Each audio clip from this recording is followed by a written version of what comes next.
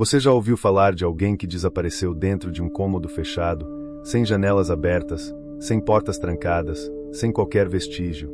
Alguém que simplesmente deixou de existir entre quatro paredes, como se tivesse sido engolido pelo próprio quarto.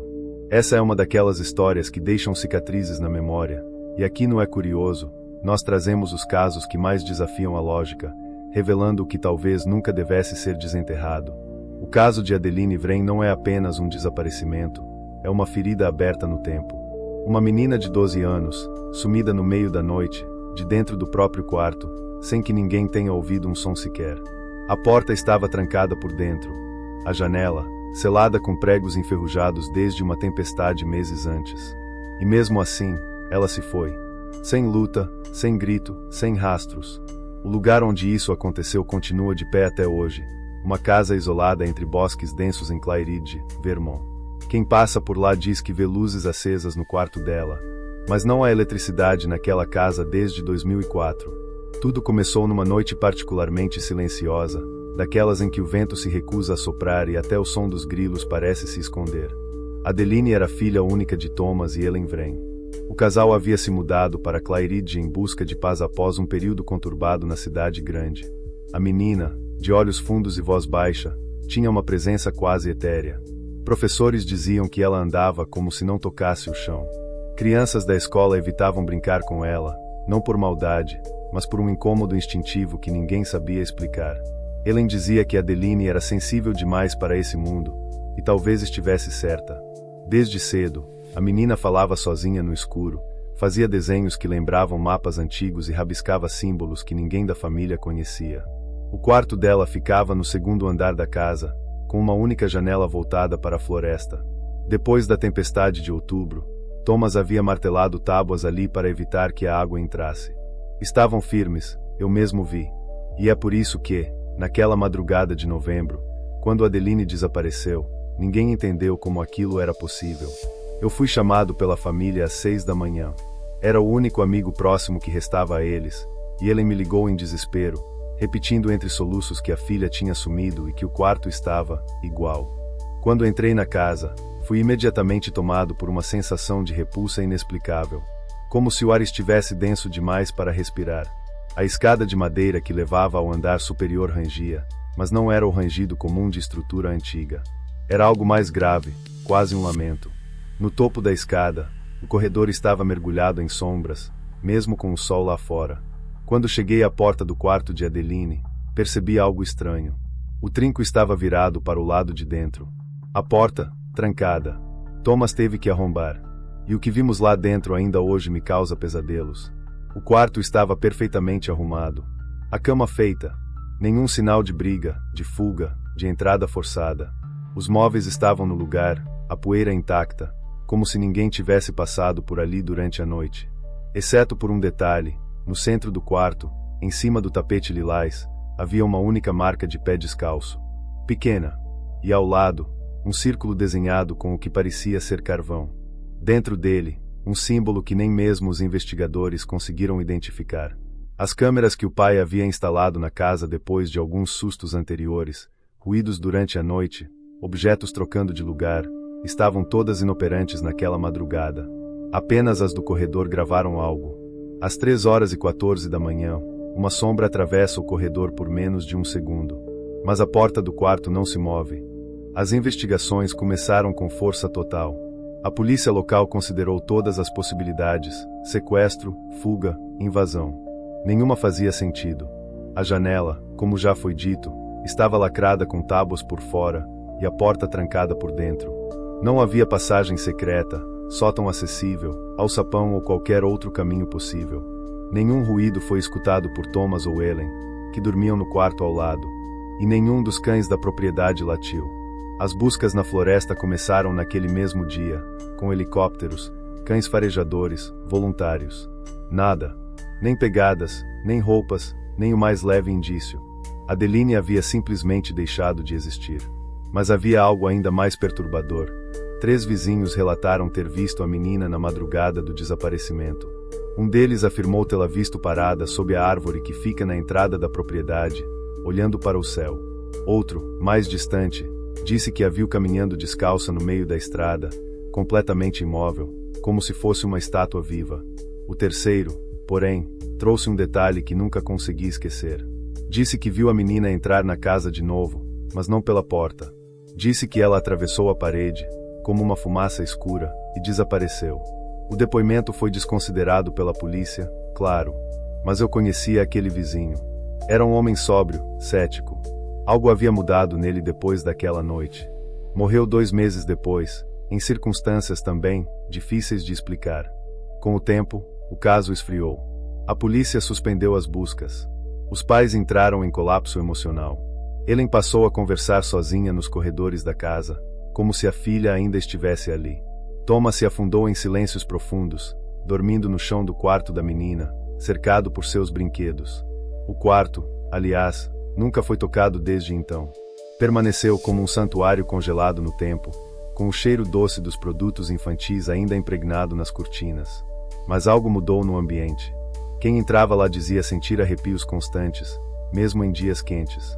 A lâmpada piscava sozinha. O rádio tocava estática sem estar ligado na tomada. Uma babá contratada para cuidar de Ellen afirmou ter ouvido risadas durante a madrugada, vindo do quarto. Quando foi verificar, encontrou as bonecas de Adeline todas viradas para a parede, com as mãos posicionadas sobre os olhos. Ninguém mais entrou naquele quarto depois disso.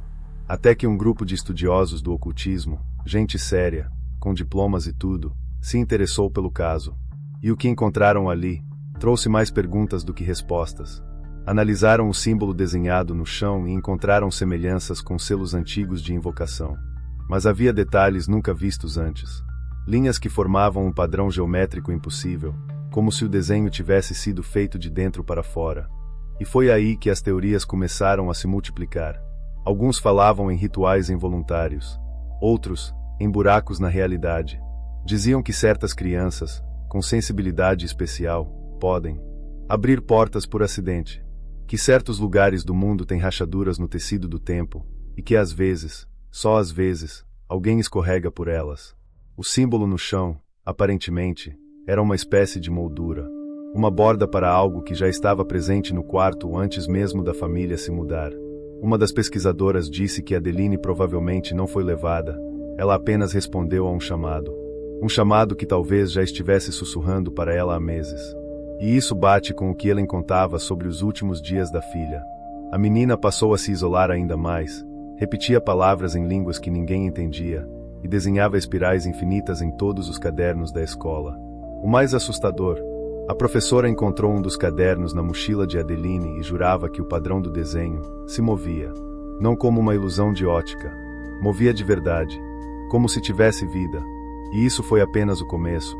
Com o avanço das investigações não oficiais, vieram os primeiros relatos de fenômenos recorrentes associados ao quarto de Adeline. As câmeras instaladas pelos estudiosos do oculto captaram interferências incomuns, formas negras ondulantes, como sombras líquidas, surgiam em pontos específicos do ambiente, sempre no mesmo horário, 3h14 da madrugada. O mesmo momento registrado pela câmera do corredor no dia do desaparecimento. Um dos pesquisadores, um homem experiente chamado Elijah Granger, passou uma noite sozinho dentro do quarto, com uma câmera de visão noturna e equipamentos de medição eletromagnética. Ele permaneceu lá das 23 horas até às 5 horas. Quando saiu, no entanto, não era mais o mesmo. Sua voz tremia, os olhos fugiam do contato, e ele recusava-se a comentar o que havia presenciado. Dizia apenas que a menina ainda estava ali, mas não como antes. Nos dias seguintes, começou a apresentar sintomas de colapso mental, audições de vozes, perda de noção temporal, surtos de pânico em plena luz do dia. 3 semanas depois, foi internado. Os outros membros da equipe decidiram abandonar o projeto após encontrarem em seus equipamentos uma gravação nunca feita por nenhum deles. Era uma gravação curta, de 42 segundos, onde se ouvia claramente a voz de uma criança repetindo uma frase em um idioma irreconhecível, e ao fundo, algo semelhante a uma respiração pesada. O áudio se encerrava abruptamente com um som agudo, como metal arranhando pedra, seguido de silêncio absoluto. Nenhum aparelho eletrônico voltou a funcionar naquele quarto desde então. Celulares travavam, baterias descarregavam em segundos, e até os ponteiros dos relógios paravam, fixos sempre no mesmo horário, 3h14. Thomas, Devastado e obcecado por qualquer pista que pudesse levá-lo à filha, começou a se aprofundar nos antigos registros da propriedade. Descobriu, então, que a casa de Clairide havia sido construída sobre os restos de uma estrutura do século XIX, uma espécie de hospital de repouso para crianças com distúrbios considerados inexplicáveis para a medicina da época. Era um lugar onde se escondiam os casos difíceis, como chamavam, pequenos que ouviam vozes, viam figuras nos cantos dos quartos, desenhavam mapas para lugares inexistentes. Não havia registros médicos padronizados, mas os arquivos do município indicavam que pelo menos 7 crianças haviam sumido do local entre 1893 e 1901. Ninguém nunca foi responsabilizado. Ninguém nunca investigou. As famílias foram orientadas a não falar sobre o assunto. A fundação foi demolida, mas a terra permaneceu ali, intocada, até que décadas depois alguém erguesse uma casa exatamente no mesmo ponto onde ficava o antigo quarto dos pacientes. E esse quarto era, ironicamente, o mesmo de Adeline. Havia uma fotografia antiga nos arquivos da prefeitura que mostrava o prédio original. Na imagem, entre as janelas, aparecia uma figura diminuta, com os olhos muito escuros, encarando diretamente a lente. A resolução era baixa, mas o rosto, havia uma semelhança inquietante com Adeline. Como se o tempo tivesse feito um laço fechado. Thomas, em silêncio, imprimiu essa foto e a colocou sobre a comoda do quarto da filha, ao lado de uma vela branca que manteve acesa por meses. Nunca mais dormiu fora dali. Alegava sentir a presença da filha. Dizia que ela falava com ele durante a noite, mas não com palavras, com imagens, com sensações, com uma espécie de sono acordado, onde via a filha cercada por espirais flutuantes, em um quarto igual ao dela, mas invertido, silencioso e coberto por uma escuridão profunda que parecia ter vida. Helen, por outro lado, se entregou à deterioração lenta da realidade. Passou a registrar os próprios sonhos em cadernos improvisados, alegando que Adeline os invadia todas as noites para lhe mostrar o outro lado do quarto. Ela descrevia um lugar idêntico, mas banhado por uma luz azulada, onde objetos flutuavam lentamente e o tempo escorria pelas paredes como tinta escura. Em certo momento, afirmou que a filha lhe mostrou uma árvore com raízes viradas para o céu, de onde pendiam espelhos negros que refletiam as partes de nós que deixamos para trás. Os médicos diagnosticaram um surto psicótico crônico, mas havia algo nos relatos dela que coincidia com os desenhos de Adeline encontrados anteriormente. Símbolos, formas, combinações impossíveis de ângulos e curvas, tudo igual. Quando um especialista em linguagens mortas analisou as anotações de Helen, notou que, sem perceber, ela escrevia frases completas em um dialeto extinto atribuído a um culto pré-sumério. Ela não sabia o que escrevia. Dizia apenas que era como se a caneta se movesse sozinha, mas a mão ainda fosse dela. Certas frases se repetiam. Uma delas, traduzida livremente, dizia: "Os portais se alimentam do eco das ausências." Outra, ainda mais perturbadora: "Os que escutam demais perdem o direito de partir." Isso levantou a hipótese de que o quarto de Adeline funcionasse como um ponto de interseção entre realidades, um lugar de ressonância existencial onde presenças antigas ainda ecoavam à espera de atenção. O quarto não era apenas um espaço. Era uma resposta a uma pergunta que nunca deveria ter sido feita. E foi então que eu mesmo decidi entrar ali, sozinho, pela última vez. Levei comigo apenas um gravador de voz analógico, um caderno e uma vela. A noite estava absurdamente silenciosa, como se até os insetos tivessem sido expulsos do ar. Ao cruzar a porta, senti imediatamente um frio que não vinha do clima, mas de dentro de mim, como se minhas próprias lembranças estivessem sendo drenadas, uma a uma, pela presença que habitava aquele cômodo. Acendi a vela, e o quarto parecia maior do que o normal.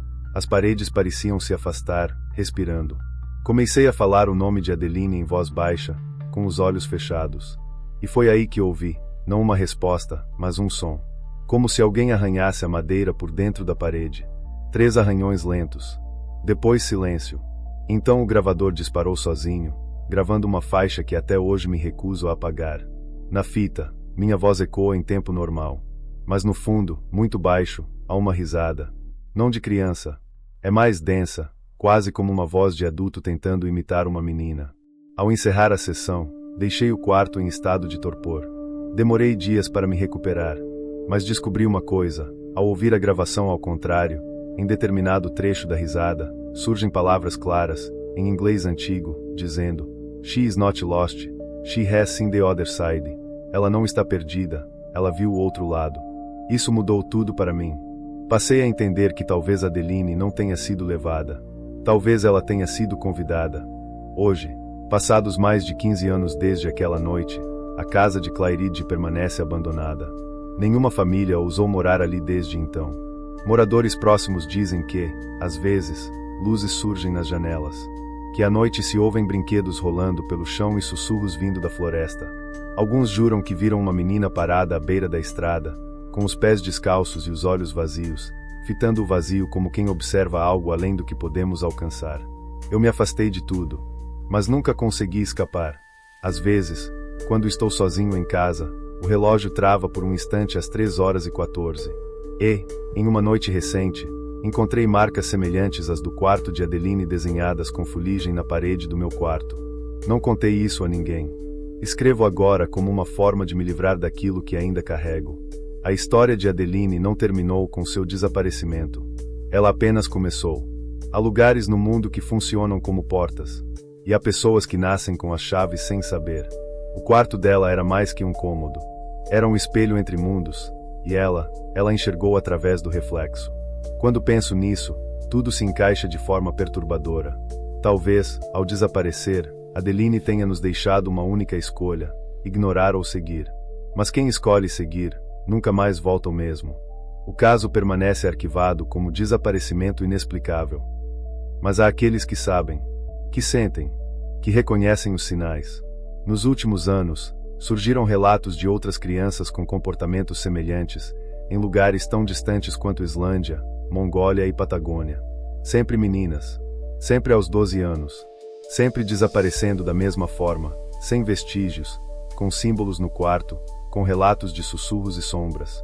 Um padrão começa a se formar, mesmo que ninguém se atreva a nomeá-lo. Talvez estejamos lidando com algo muito além de nossa compreensão. Uma inteligência antiga, adormecida, que se manifesta por meio de pontos fracos na realidade. Talvez o caso de Adeline tenha sido apenas o primeiro a ganhar atenção pública. E se for verdade, o que virá depois será ainda mais difícil de ignorar. E mais impossível de deter.